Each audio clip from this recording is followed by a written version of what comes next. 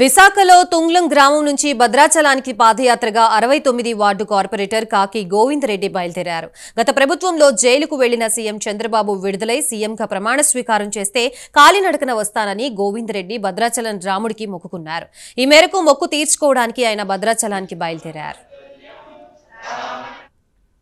ఆయన ఈ రాష్ట్రానికి చేసిన సేవ, నన్ను ప్రోత్సహించిన విధానం నన్ను ఆలోచింపజేసింది.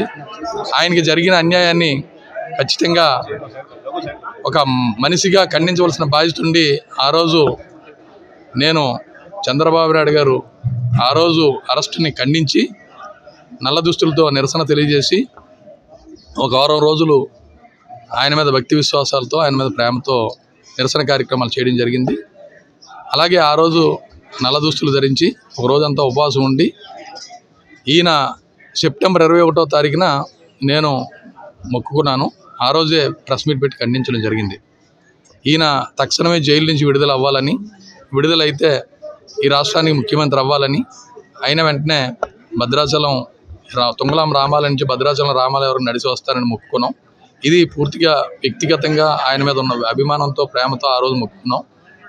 మరలా ఎలక్షన్స్ ముందు మరలా సస్పెన్షన్ విడుదల చేయడం, టెక్కలి పరిశీలకులుగా నియమించడం, పార్టీ అప్పచెప్పిన బాధ్యతను సంపూర్ణంగా